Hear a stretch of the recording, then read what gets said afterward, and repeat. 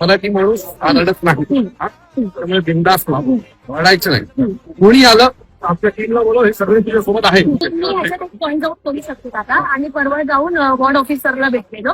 ते बोलले की रोज जेसीपी घेऊन फिरेल मी, रोज सर्वांच्या धंदे बंद करायला. हा, तर ऐका ना, इलेक्शनचं काही संपलं, मी जेसीपी घेऊन फिरतो. आता माझ्याकडे व्हिडिओ एक प्रूफ आहे. काल आली व्हिडिओ काढून गेली, आज आली व्हिडिओ काढून, सर्वांचे धंदे चालू. आणि मी तुम्हाला लिहून देते, माझ्याकडून लिहून घ्या, गॅरंटी सांगते. हे जे इथे जे धंदे लावतात, 30 वर्षापासून लावतात, 40 वर्षापासून लावतात, रोज लावेल. हे बोलले ना 150 मीटरच्या आत आहे, 150 मीटरच्या आत सिलेंडर रोज दिसेल दादा तुम्हाला. रोज मी कसं येऊन मी रोज कंप्लेंट टाकू दादा, रोज कसं येऊन कंप्लेंट टाकू? हे सगळं खोटं आहे. हे सगळं खोटं. इथे जी आत पूर्ण मधुबन गल्ली, ही जी पूर्ण गल्ली, हे सगळं 150 मीटरच्या आत येते ना दादा. हे रोज लावते, रोज लावते. माझ्याकडून लिहून घ्या, नाही तर मी इथं आंदोलनाला बसते दादा. हे सगळं खोटं आहे. आणि तुला आंदोलन करायची गरज नाही. मी एवढं सांगतो तेवढी सोपी प्रोसेस. तुझी एक टपरी बनव, टपरी लाव, उद्यापासून रोज धंदा करायचा. काही अडचण नाही. राहू द्या, टीम आहेच. खूप जास्त गरज लागली तर मी स्वतः येईन तुझ्यासाठी. थोडं सत्ता दादा, थोडं सत्ता, थोडं 1 मिनिट सत्ता.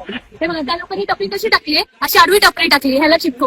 हे एवढं जर आपण तोडलं आणि ही टपरी जर आत बसवली, हा मग मी इथं बसवते. त्याच्यावरती लाव,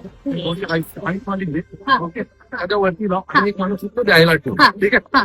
त्यांच्या कुठल्याही प्रॉपर्टीला हात लावायचा नाही, कुठलीही प्रॉपर्टी तोडायची नाही. जी आहे आता हा एवढा पॅच तर बिनकामाचा आहे. बरोबर आहे. बरोबर. एवढा पॅच मध्ये कशी काय बसवता येईल तेवढी बसवतो. ठीक आहे. बाकी आयुक्तांची साहेब बोलतो. ठीक आहे. जाऊ. रडायचं नाही, रडून व्हिडिओ करायचे नाहीत. मराठी माणूस आरडत नाही. त्यामुळे बिंदास रडायचं नाही. कोणी आलं आपल्या टीमला बोलव, हे सगळे तुझ्या सोबत आहे.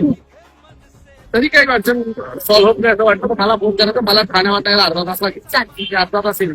त्याच्या पुढे मला तुझा एकही रडतानाचा व्हिडिओ आला नाही पाहिजे.